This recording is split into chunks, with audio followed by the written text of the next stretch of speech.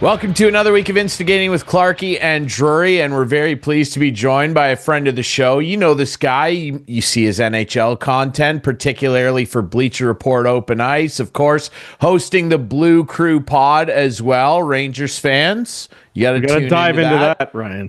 He's a betting expert too. We will dive into that. Don't worry. Our friend Jonny Lazarus is back on the pod. John, how are you, man? I'm going to be fully transparent. I apologize off the hop for changing the time on you guys last night, so I appreciate you being so accommodating with me tonight.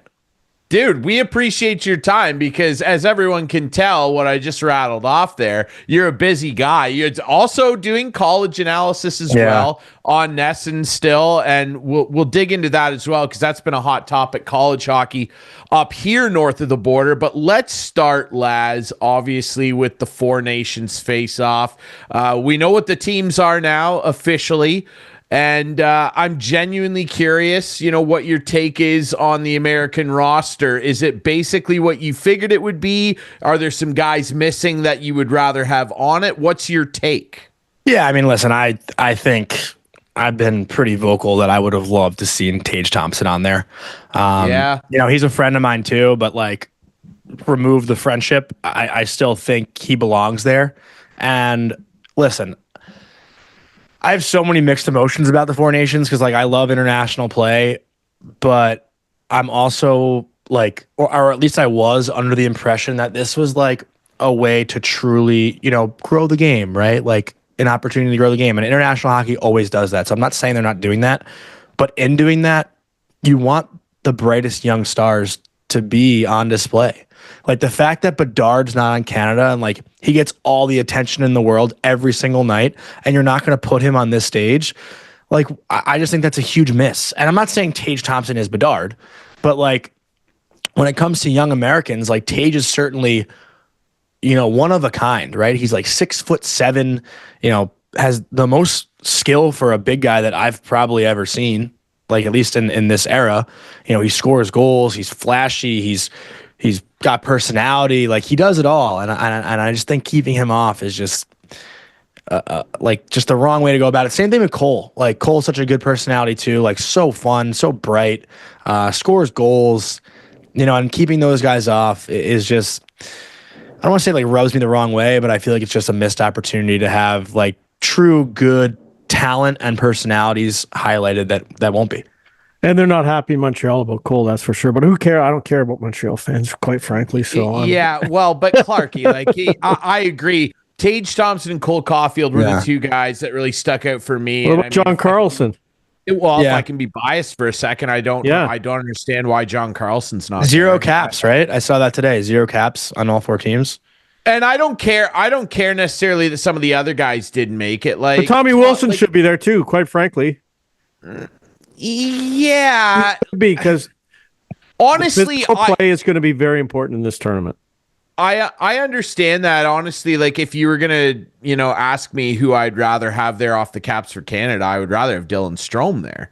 But there was talk about Tom Wilson. But when it comes to the American side, Cole Caulfield and Tage are the two guys that really stick out to me. And Laz, I wonder if, based on what you said there, that there's maybe still too much of an old school mentality when it comes to these international tournaments sometimes. Well, there's also, as you guys know, there's a lot of politics involved in hockey also. Yeah. Right? So I was actually surprised that if they were going this route, that Patrick Kane and Jonathan Quick weren't on there. Those are two of the best American-born players in their position of all time, and probably their last opportunity to wear their country's sweater. If you're going to go older veteran, how are you leaving those guys off? And I don't know, I know, for Canada, John Cooper's the coach, right? So you got 3 Tampa Bay Lightning guys on there, and people can have their say and whatnot. And I think that's why, Kreider gets in, because Chris Drury's, one of the GMs, I think, with Team USA. Hockey's it's a political sport, and sometimes the relationships matter in these kinds of decisions. And I think we're kidding ourselves if we don't think that's true, right? Well, how do you feel going into this, Laz?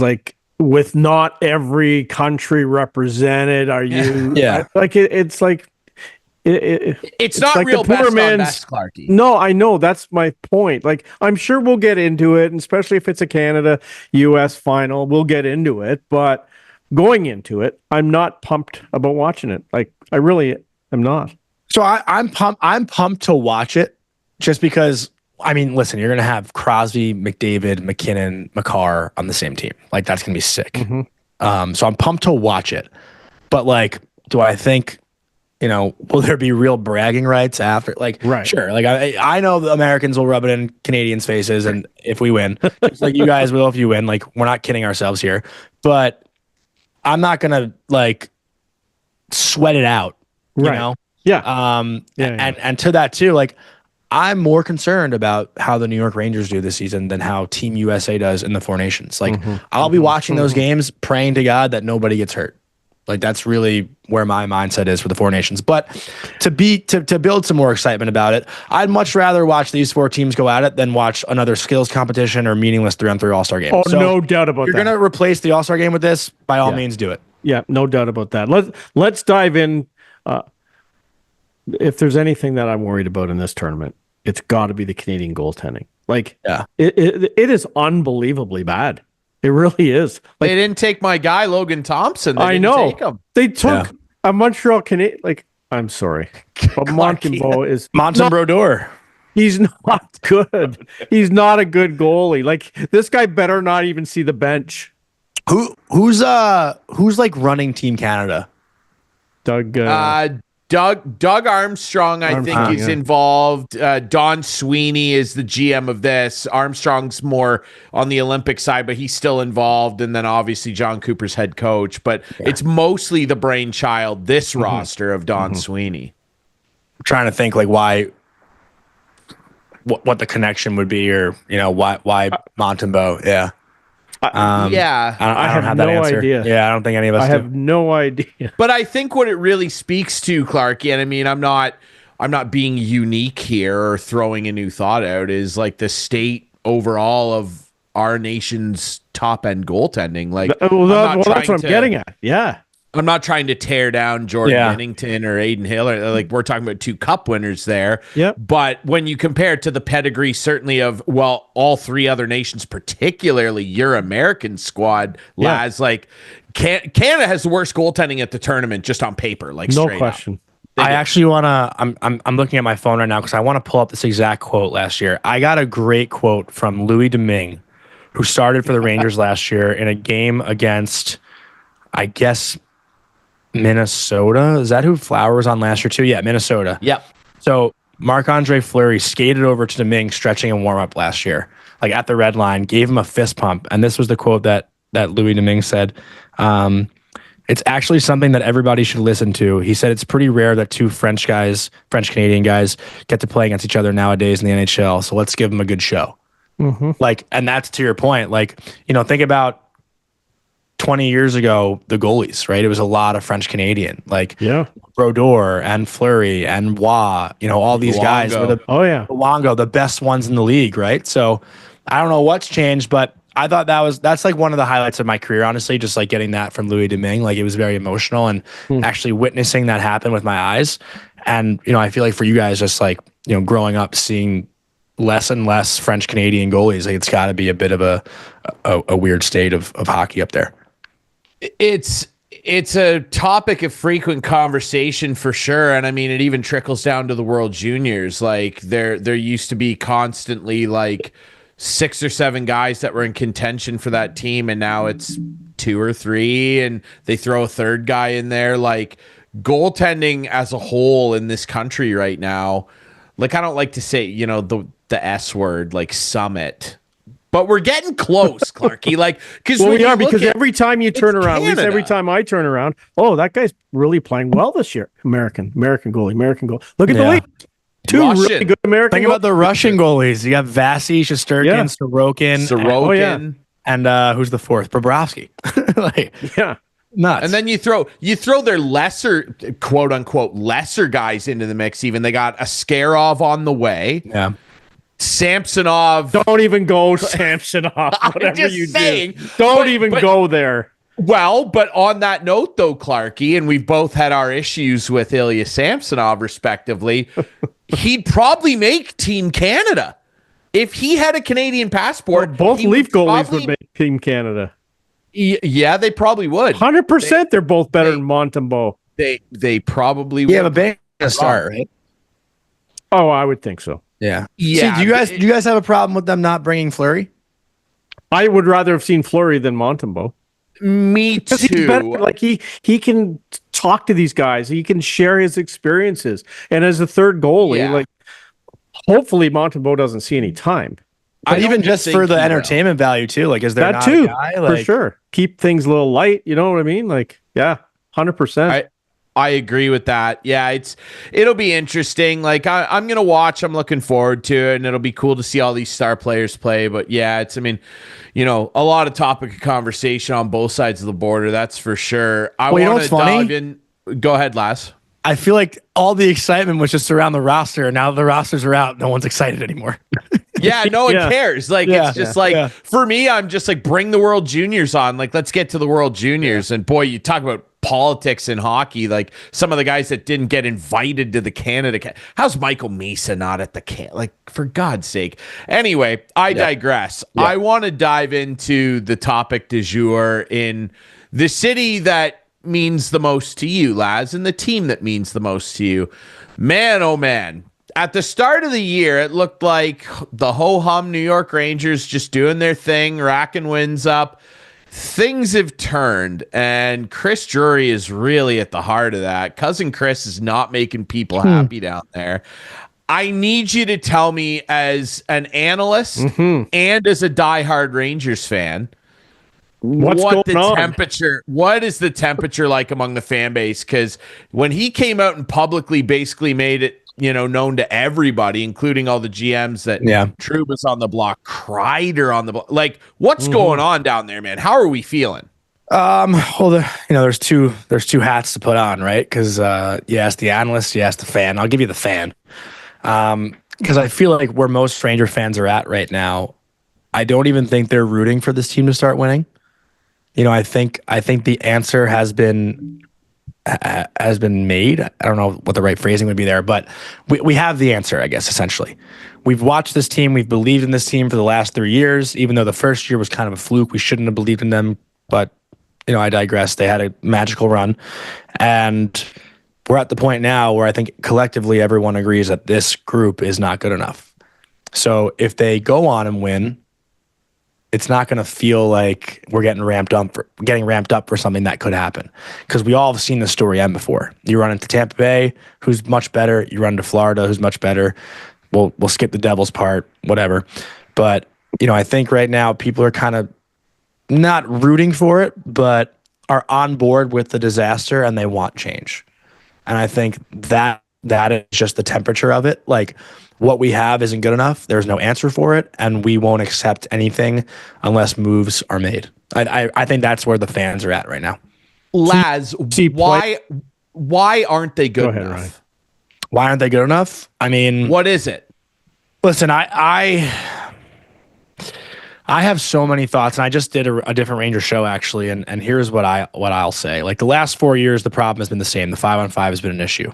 They're not good at defending against the rush. They don't generate enough of 5-on-5. They've been called power play merchants. They've been called a team that gets bailed out by their goaltender. All true. All of those things are true.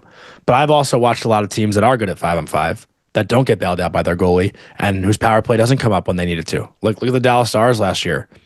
Series against Edmonton. They get 5-on-5 play. They get goaltending. Their power play doesn't score a single goal in that series. They lose to Edmonton in 6 games. So not many teams can have it all, right? And listen, when it comes down to it, I think I'd much rather have a team's power, or a team who has a power play that I can count on, that can come up in a big moment to score and win a game or tie a game or just keep themselves alive, and a goalie that can make the save when you need it most. I'll die on that hill that I'd rather have that. I think, like, you see it on both sides, and it's just. It's now the conversation is like, if we don't sign Igor, we're going to round out a better team, but then who knows what we'll have in net. Like, there's always different things going on right now. But back to your main question, the reason why they're not good simply right now is just they're not executing. Like, we've seen this team last year. They're not a much different team. Like, we know what they're capable of, but in their minds right now, something's not right. It's more of a mental issue, I think, than a physical issue. Sure, they're a little bit slower than most other teams. We saw that against the Devils.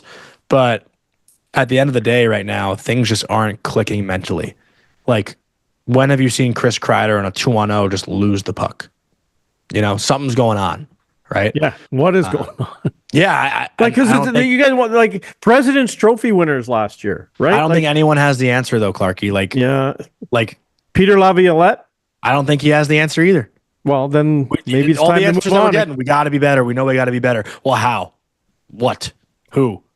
Right? No one has that answer. No one said it. Yeah. The only answer is we got to trade everybody.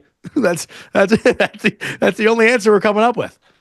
Yeah, it's strange too, and like I don't mean to bag on the guy because I mean, yes, there's a biased bad taste in my mouth from when he was coaching my favorite team. This is a trend with Lavi, though. I agree. Lavi will go to a place, and he'll have a real hot first, call it 15 months. Yep. And then he won a cup, and I believe in Carolina when he did first that full back season. in Yes, that was his first full season in Carolina. Yeah, you look at it and it's just there's a trend there too. But like the two guys that are getting all the attention obviously are Trouba and Kreider. Trouba, like there's been rumors for years that they've wanted to try and move him. But with Kreider, like, I understand he's struggling right now. The whole team is. Like, Laz, you're the big Ranger fan here. Like, I wouldn't want to trade that guy. Yeah. Yeah, from the outside looking in, I can't believe either of those guys are on the block. Either of them? Well, Trouba makes sense. Trouba's a guy who I wouldn't want to play against. But listen, it's hard because I'm thinking of the 16-year-old me who watched Chris Kreider play at BC and, play in the World Junior and win a gold medal and then win a national championship and go join the Rangers in the 2012 playoffs and, be one of my favorite players as a kid. Watching every Ranger game now, there's a lot of games where Kreider, doesn't have the biggest impact on the game. Like, sure, he comes up in clutch moments, he scores big goals. He's never not produced in the playoffs. Mm-hmm. And that's the reason why you wouldn't want to trade him because, playoff history says that this guy comes up clutch. And it does. Mm-hmm. I think he might have like the second most goals in NHL history when in games facing elimination. I'm pretty sure that's a stat somewhere. We'll have to double check that after, but I'm pretty sure that's a stat. So when you think about playoffs, don't trade Kreider. But I was the one saying Tage Thompson should be on Team USA over Kreider. I think he's a much more well-rounded player. Like, sure, Kreider kills penalties too, but below the tops of the circles, like Kreider doesn't necessarily keep the cycle alive. He doesn't really create opportunities he's not much of a playmaker. He's great off the rush and he's good in front of the net in the power play. But every other aspect of the game, there are better options, there are. So I see it and I get it. And listen, his value right now is probably the highest on the team because he's a veteran guy who's been in big spotlights and has delivered. So if you're going to trade one guy, if one guy is easy to move. But then you get to the playoffs, you're going to say, where's Chris Kreider? Yeah, of course. But right? I'm sure, listen. Trade Panarin. Everyone, that's fine too. I think right now everyone I think right now is nobody's safe. Mm-hmm. I don't think anyone's safe. It's crazy. Laz, do you think this occurred to me to ask you earlier today? Do you think part of the reason that the 5-on-5 struggles are there and that the inconsistency is there and the inability to really push through and get to a cup final is there because of a lack of true star power down the middle of the ice? Like the Rangers, you look at them and we just rattled off a bunch of really great wingers, like Panarin, great winger, perennial all-star. Chris Kreider, same deal, playoff killer. Lafreniere starting to finally come on the wing. I like Mika Zibanejad. I like Vinny Trocheck. But when you look around even the Rangers division, when you compare their center ice to some of the other teams around them, particularly those dastardly Devils, they don't have that center ice guy, that big weapon down the middle that is the heartbeat of the team. Do you think maybe part of the reason? They did 2 years ago. 2 years ago, the conversation was Mika's advantage as a top 10 center in the NHL.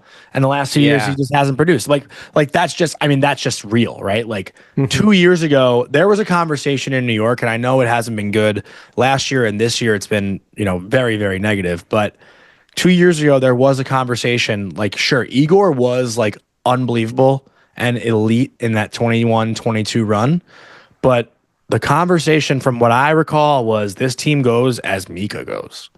Like, he was the hot goal scorer. He scored, he scored, I think, like 4 goals in game 6 and 7 against Pittsburgh in that first round series. Like, he came up clutch. Like, this guy was automatic on the one-timer. Like, it was Ovechkin's one-timer and Zibanejad. Like, it was 1-2. Maybe Pasternak's in there also for righties, for right-handed shots. Like, when you talk about guys in that top of the circle on the power play, Mika was right there. And I don't know what has changed, but he is no longer there. And that's tough. But I'm not going to sit here like Drury. It's a good question, obviously, and it's fair. But like, Vinny Trocheck's an all-star last year. Mika is not far removed from having a 41 goal season. Like, these are two guys that have done it. It's not like they're unproven. They're just not doing it right now. And Hedl is the one where fully healthy, who knows? But he's had injury issues the last year and this year, and it's tough. But I do think at their best, these 3 centers are capable of it, but they have to be at their best. That's any team that wins a cup. You have to have those guys at their best at the right times. Like, that's truly what it is. What's going on with Shesterkin? Like, is the contract getting in the way of his play? No, I think he's constantly just left out to dry. Like, that Devil game the other night, they score on he sure had a 2-on-1 a minute in. Then Bratt gets another 2-on-1 shortly after. Then Jack Hughes gets a 5-on-5 breakaway. Then Bratt gets another shorthanded breakaway, all within the span of like 8 minutes. And that's just how these games go. Wow. And listen, the first 9 games, Shesterkin's numbers were like, I think he had like a 2.62 goals against and maybe even better, 2.22 goals against and like a 9.33 save percentage. Like, elite numbers. Last 9 games, it's like a 8.82 and like a 3.93. But the gameplay has all been the same. Like, he's at some point. I saw a stat earlier. I heard it somewhere earlier. The Rangers have allowed like 150 inner slot shots, which is the most in the NHL. Like, at some point, those are going to go in, right? Like, you can't point the finger at the goalie right now with what's going on in front of him. And the other side of the argument is, well, if he's asking for $12 million, he's got to come up with those saves. And then my counter argument is, well, don't you think he's asking for that much money because he's doing this much, because he's facing this much? I just made this example on the last show I was on. If Austin Matthews was asked to play 35 minutes a night, you think he'd ask for more money? Probably.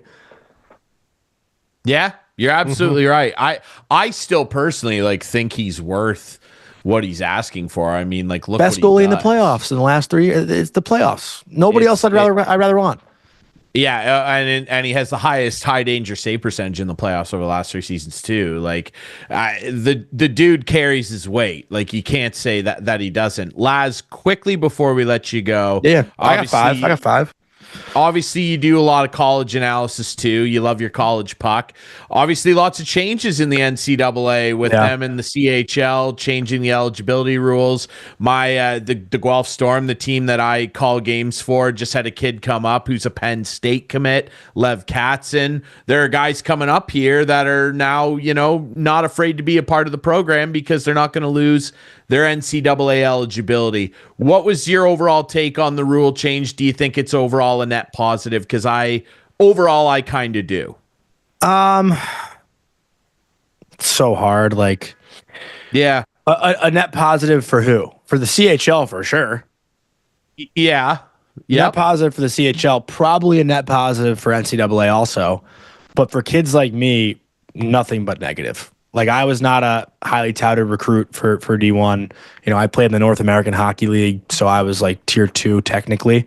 And, the tier 2 leagues like BCHL, NAHL, those leagues are now going to turn into Division 3 recruiting leagues, right? Because you're making the pool that much bigger for more elite talent to have the opportunity to go play Division 1 college hockey. What does that do for the American kids playing tier 2? It ruins their chances. So thinking about it, if I was, 17, 18 right now, I'd be pissed. I'd be furious. But being a college hockey fan makes it a little bit more entertaining, I'd say. But, hopefully these leagues and everyone, and it starts with the NHL, hopefully they can work together to make the CHL and like the USHL and all these junior leagues in North America come together a little bit and make like one international, just elite league. I think it would make recruiting so much easier. I think it would make junior drafting that much easier. Because listen, like OHL teams, are you going to draft an American guy, let's say, who is committed to like Penn State, for example? Like, are you going to draft one of those guys if he's American? Like, if you're in the CHL? I mean, that's what I mean. Well, and maybe I'm trying to think because that could be confusing, but like, if it was a first round pick, sometimes, those elite talent would rather go to the OHL, play more games in college, and then like go pro. But now if everyone's end goal is to get to college, it changes things, right? I think that's what's happening. So the elite kids will probably play junior from like 16 to 19 or 16 to 18 and then go off to college, right? Like, I don't know. I have a lot of thoughts about it, but from the American side, it feels like we were almost winning the battle because the best Canadian prospects were coming down here to play in the USHL and then go to college. And now we're just kind of giving that up. Like, that's been the point of like, Celebrini and Fantilli and these Canadian kids who came down here to play junior and then go to college. There's no reason for kids like that to come down here and do that, where they can just stay in the CHL and then go play in college. Yeah, it's a double-edged sword. Like, I've heard a lot of people up here saying, oh, it's great, it's great. I guess so from an entertainment perspective in the CHL, because kids like Lev Katzen, who was supposed to be a first-round OHL talent but was picked in the 5th round because the Storm took a flyer on him, not sure he would come.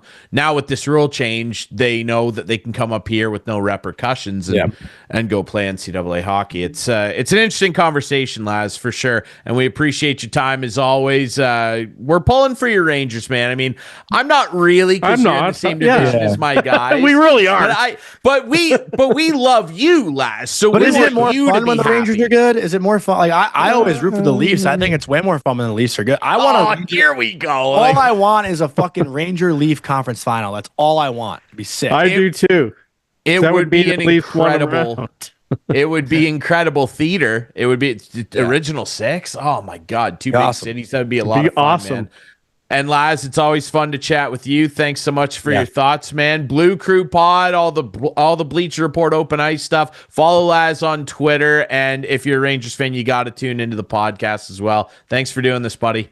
Thanks, Ryan. Thanks, Clarkey. Appreciate it, boys. All right, Laz, thanks very much. When we come back, lots to still talk about, including the ongoing curious case of Juan Soto. Is he coming up north? Is he going to Beantown? Is he staying in New York, but maybe not as a Yankee? We don't know. Maybe he'll be a Blue Jay. I highly doubt it. But Clarkey and I will touch on that next.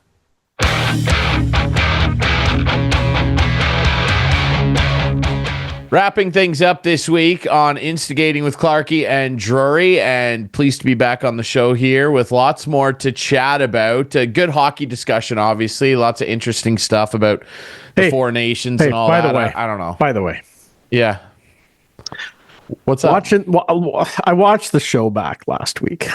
Can you tell me when I'm not looking at the camera? Like, I'm like this the entire show. Are you sure? Yeah, I was. Are you sure? I'm like, did no one see this? Like, I'm not saying you're the producer. I will make sure I definitely message you. Producer Adam. To be I can't make you the couch potato again this week, but like I guess I just wasn't looking at the camera, obviously. And it drives me crazy when I see podcasts when people, like, even our guests, sometimes our guests aren't looking right at the camera, and it sort of drives me nuts. I did the whole show. Anyway. I didn't notice for a couple things. So, like, we do this show very segmented, right? We're obviously not, having the benefit of all being in a studio together. We're doing the show remotely. We always have, except for a few special occasions. So it's not like we can just, turn to you with a floor director and get your attention. No, but you know what I want you to do next time? In the middle of the show, just say, Clarkey, can you look at the camera? So off into space. Just say it during the show. Who cares? So there's the second part. Secondly, Yeah. As much as you may think it is, because your name's first on the ledger, That's right. the show's not all about you, Clarkey. I don't look at you the entire time, okay? Well, you must. Oftentimes when I'm talking.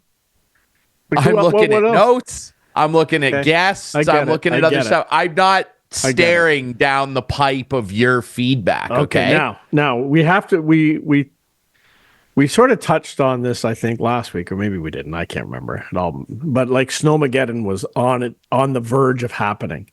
And then producer Adam, you have your mic on there. Yep. You got walloped first. Yes. Tell us your last Saturday? It was Friday night into Saturday, and we got we figure there was 50 centimeters of snow in my driveway. Well, we figure about 60 to 70 centimeters of snow overnight. Yeah. Okay.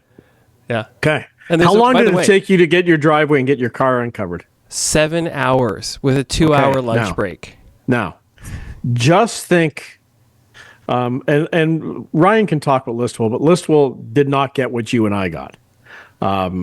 We had like over 60 centimeters in Exeter. And today, which is what day is today? Wednesday, we're recording the show. Wednesday. I was tasked. Yesterday was my day off. And so today I had to clear off some vehicles. And I was tasked with 4 Escalades. Okay. Cadillac Escalades at HMP. And it took me about 3 hours to just get the snow off them. Dude, there was 2.5 feet of snow, hard packed, freezing cold snow on these vehicles. And it was finally we started them and let them run for about 45 minutes until they warmed up so we could push the snow off them. I believe it. Wow. And so that was 4. We have about 296 to go. Yeah, to make it worse, tomorrow we're supposed to get 50 or 60 more centimeters. As we record this, like it's I look out my window to my left here, like it's flurry galore. Like there's a lot of blowing snow, and it's setting us up for some nasty stuff. Like here in Grand Bend, honestly, like we got maybe 3-4 inches. That's it. Yeah, it's incredible. Like, yeah, it is. It just skirted us. It didn't go over top of us, which a lot of people think, but it actually just skirted us. But tomorrow we're supposed to get hammered here in Grand Bend as well with 30 to 60 centimeters of snow.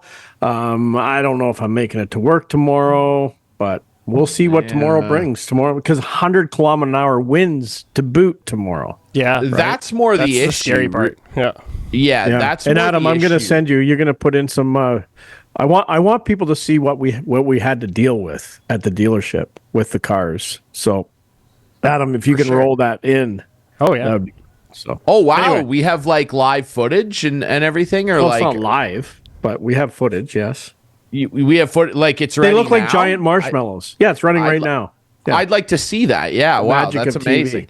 TV. Yeah. I'll say this, like we got a good reminder, I think, in this region of like just how crazy snow bands can be and lake effect pockets, because producer Adam, like we all heard about this last week. Oh, this big snowstorm's coming and 60 to 75. We remember the fiasco in Buffalo last year where I said there'd be like not even a foot of snow and there was like 4.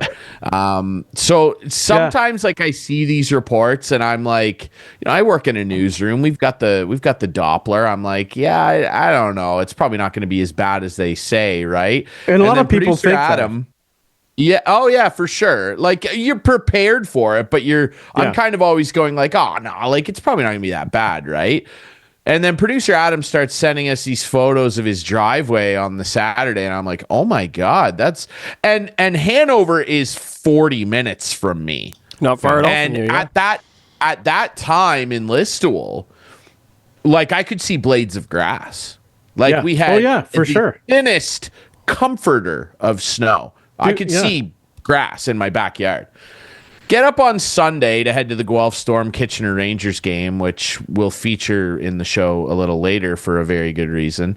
And 2:00 puck drop. Kate and I leave at like 11:30. Hey, by the way, happy birthday to the Yes, Yes. happy birthday, Kate. birthday today. Happy I was birthday. gonna get to that. Thanks for stepping on my toes. Well, you mentioned her. I gotta mention it's her birthday. It's my lovely girlfriend Kate's birthday today. She's 33 years young, very incredible, and we leave to go to the game. Same deal. It had lightly started snowing.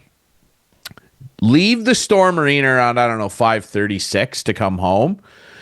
It's very bad out. Like, the conditions are bad, blowing snow, can't see in front of you.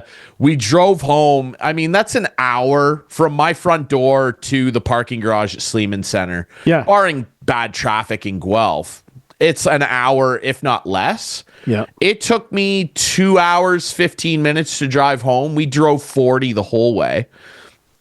Get into Listowel.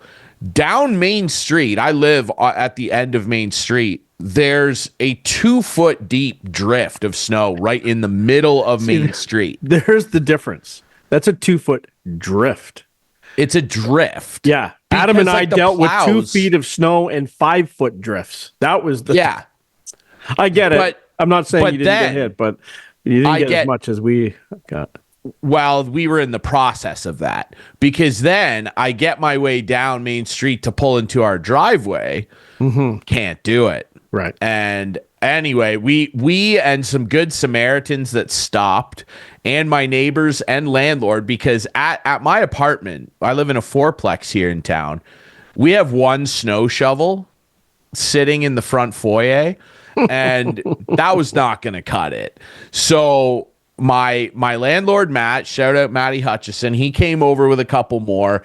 We ended up having to dig a giant rut into about 2 feet of snow in our driveway to get my car in. Generally, you're digging your car out. Right. I had to dig in. Yeah. Get in there, and by the time we had got my car in, the front entrance of the driveway had like 3 or 4 more inches of snow, and we had just shoveled it. Get up the next morning, and the cars are buried. Like Kate's car, we took my vehicle to the rink. Kate's car, it's an SUV. It was gone. Could not see it. It was absolutely wild, the amount of snow that fell. And here's a good other indication of just how wild these winter weather systems can be. Yeah. I was pretty on the fence yesterday, which was Tuesday, as we record this on Wednesday. I was pretty on the fence. I bought tickets to a concert in the summertime to go see one of my favorite bands ever, Under Oath, in Buffalo, New York.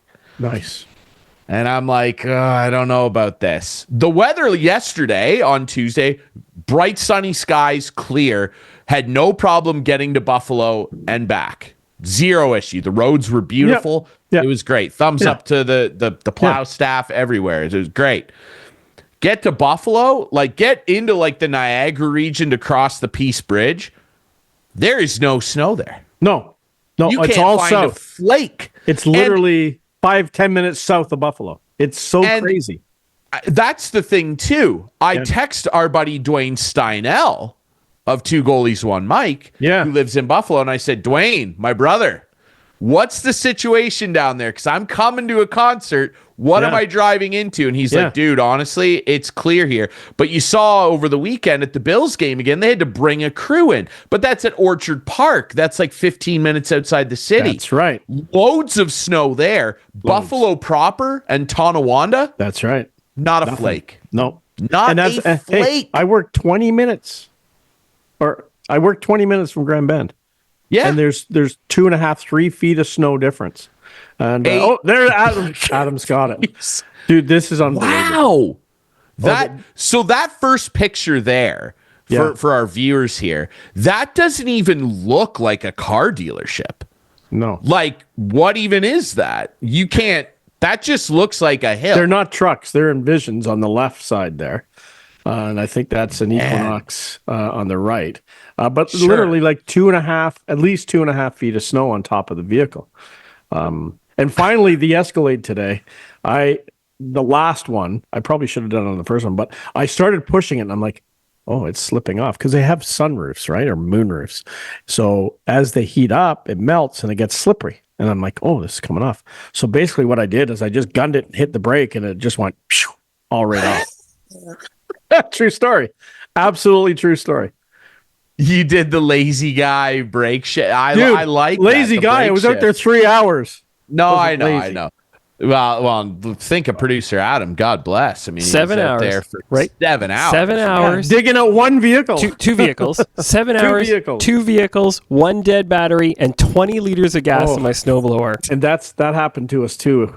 Apparently yesterday on my day off when guys were doing some of the batteries, like they sit there in the lot, right? So the batteries die, and so they had to deal with that as well. Anyway, if you guys aren't busy tomorrow.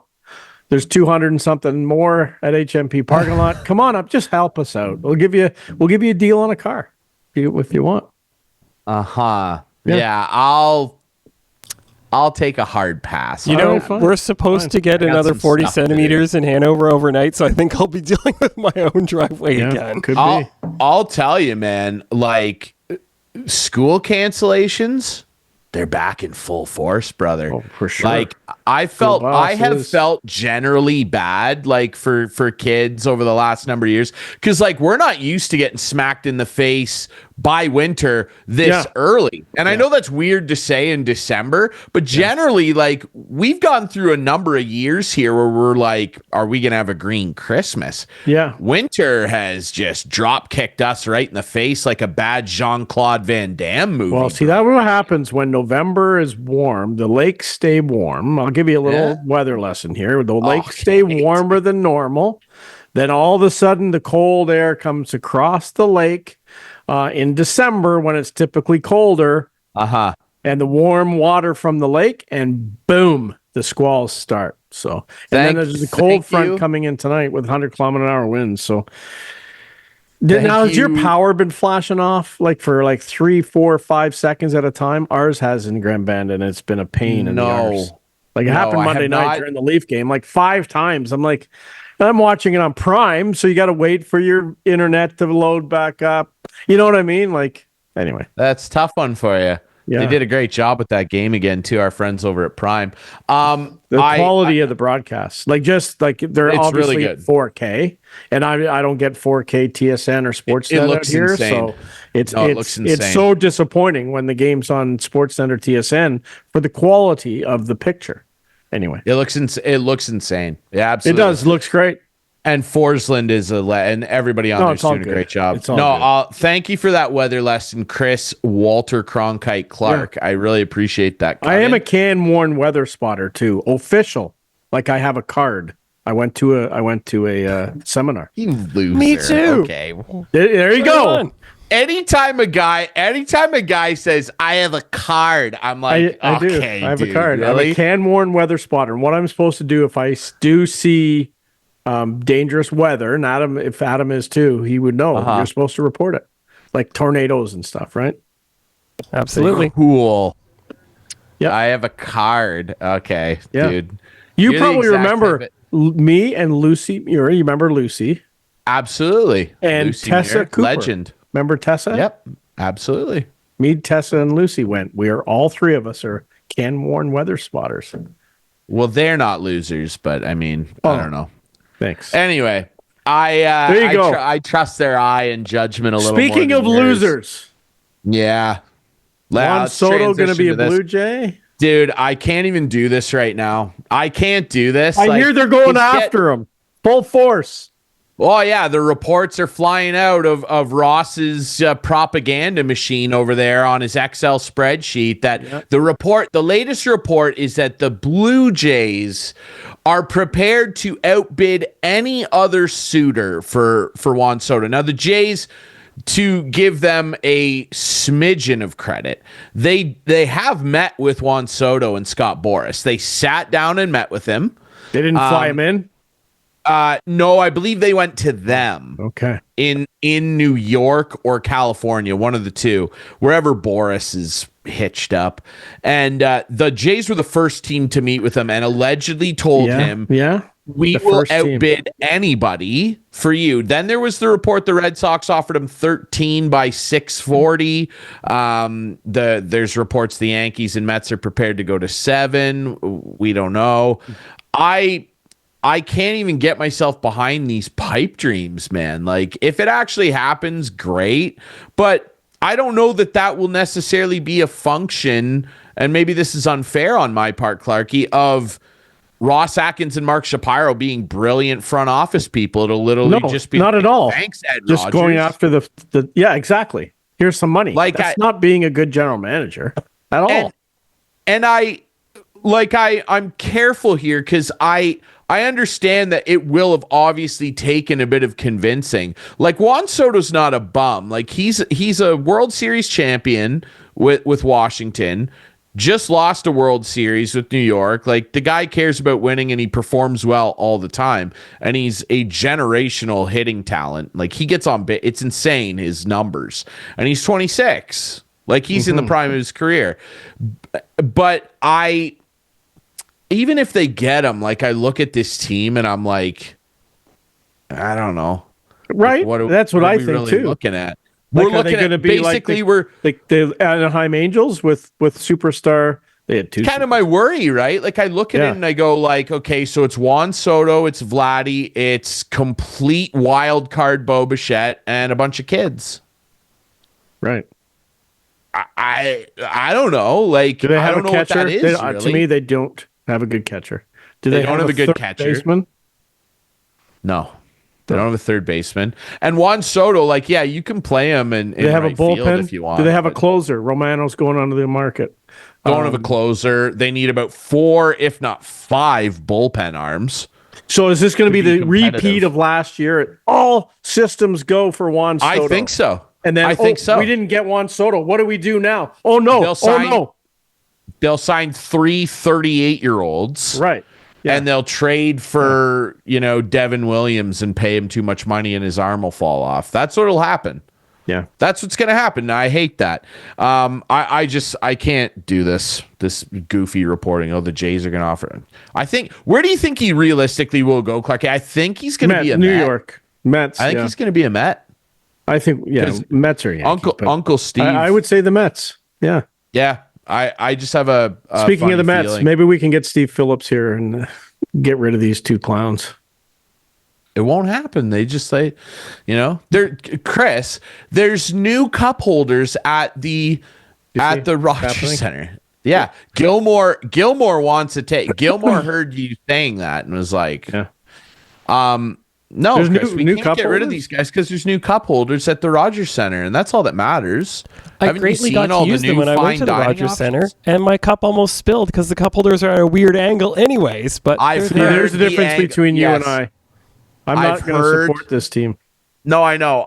But what on producer You're Adams? At bad angle. You can't. What is this? I've heard about Anglegate. It's called Anglegate among Jays fans. Fill me in. The cup holders are like at a weird video angle. Evidence? I'd go have to look for a picture. I've got one. We could get some. Anglegate. I've heard from if I Google Anglegate right now, will I see it? Probably not. You're probably going to see something you don't want to see, honestly, if you Google Anglegate. I don't know, dude. Like, careful with your internet. Anyway, I just can't do this Juan Soto stuff. That reminds me of a story with Chuck Swirsky. Can I tell it, or maybe I shouldn't? Another time. Okay. We got to get into our couch potatoes. And I've been told, and we always generally let Clarkey go first. And I've actually been told by producer Adam that Clarkey had his couch potato in before I had mine in, which is a shocking development because, as we know, sometimes Chris... You're picking on me. Will get his couch potato in during the show, not even a minute before, like during the show. He'll pick Drurying the show. Drurying the show. I like that. Now, I want you to tell me about this well-prepared couch potato. Well, here's the only problem. It was so long ago. That's okay. Adam, just roll the viz. Because I got really involved with this and really wanted to watch as this unfolded. A daily... I think it was on Instagram or Twitter or something. But our buddy Bryson DeChambeau was trying to get a hole in one at his house. And it was fun to watch. quite frankly. I loved watching it time and time again. So the first day he did 1 shot. The second day he did 2 shots. The third day he did 3 shots. The fourth day he did 4 shots. 134 later, he got it. He got his hole in one. And look at the results of what he did. 16 videos in total. 81.4 million views.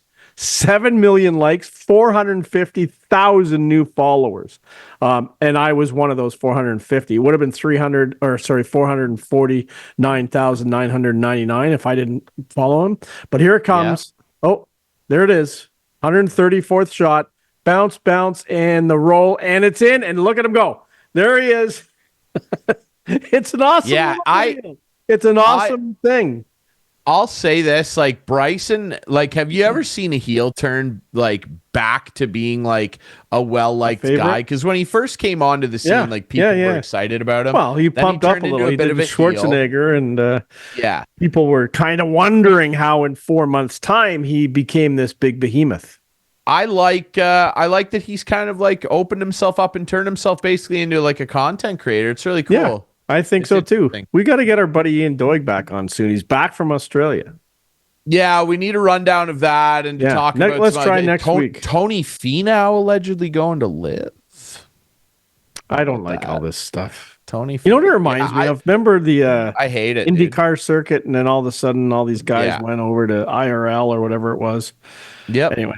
It's the same thing, and it lost me as a fan. It weakens the talent pool too, for sure. Yeah. All right. Yeah. So he's another positive one. 2 weeks in a row. Producer Adam, positive one last week. Bryson DeChambeau, a positive one this week. There you go. I like that. Who's on your docket? I have a positive one too, and I hate this. No, it's not. No, it's not. It's not Kate. It's not Kate. Kate's a legend, but she's not my couch potato. Okay, fine. And it's because, but it is something that she witnessed live feet away from me, and I'm gutted that this ended up coming in a losing effort, 3-2 in overtime to the Kitchener Rangers. But I just need to highlight my friend Braden Gillespie, netminder for the Guelph Storm, for this insane save that he made. Producer Adam, go ahead and roll this. Fired in, just deflected wide. Gillespie, oh my God! Braden Gillespie just made the greatest save I've ever seen in my life. Are you kidding me? Now, there's a little luck involved, but it was a good save. Yeah, so, and that's the thing, too, is that, I'd love to make one like that. Boom. Nice. So he's on his stomach. This is a power play for the Rangers closing out the second period. He's on his stomach. He's dead to rights, and Luca Romano has him just beat, and he reaches that glove up. Yes, with a hope and a prayer. The amount of people that messaged me and were like, "You're an idiot if you think this is such a good save. It's pure luck." I'm like, that's why it's so insane. Yeah, for sure. Like, yeah, sure. I know. Whatever. People on the internet are so stupid, dude. I don't even know why. I got a quick little story before I go and smoke gold. Braden Gillespie, you're my couch daily league. I love BG. Cool. Good job. So, cleaning out the garage the other day. Sue and I were out there cleaning out the garage. And I came around. I had a pair of goalie pads and gloves, teal, black, and white, colors of the Fan 1430 when we launched. I got these pads, call them Forrester. They were Forrester pads back in the 90s, early 90s, mid 90s, because it's 1430, and I think we switched to 1430 in like 97. So anyway, 1430. And I saw them, and I'm like, you know what? I've asked Jenna if she wants them for the boys, and no one wants these things. I said, let's just throw them away. She goes, no, let me just post them and see if anyone wants them. What should I ask? I go, I don't care. Just give like $40, right? 2 sets of gloves. So Bauer gloves, Bauer reactors from the 90s, and also my Forrester gloves and pads. And Sue puts it on Facebook Marketplace and says, maybe someone can use these for street hockey. Well, apparently they're worth something. And I had no idea. I had no idea. Oh. We had people reaching out from Detroit, Michigan, from Saskatchewan, a whole bunch of different places, and offering big money. So I know I could have probably got more money, but I'm very happy with the 150 I got. So we posted it for 40 and I got 150. And I met the guy this morning and he said, you know what? I just collect these. And he goes, I'm a goalie and I love playing with these vintage pads. And he goes, they look like they were in good shape. I said, yeah, they're in good shape.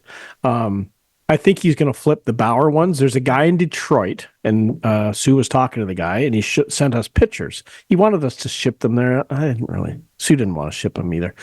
But he's got probably, I don't know, nearly 100 pairs of red and white gloves, and these were red and white. The Bauer reactor ones were red and white.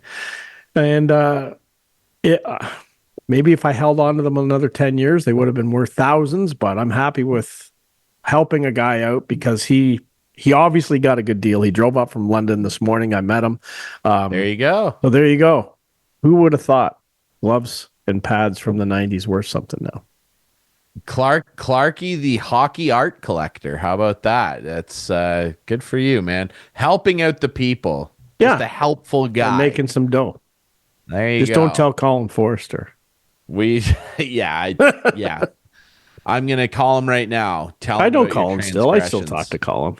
Anyway. There you go. All right, everybody. We appreciate you listening to and watching the show. You can watch the show Friday nights at 8, Sunday nights at 9 with our friends on Whiteman TV. That's channel 6 for Whiteman subscribers, debuting on our YouTube channel Friday nights at 9. Follow us on social media at Instigating Pod. Catch the podcast version on all your favorite podcast apps. We'll see you next week for more Instigating. Take care.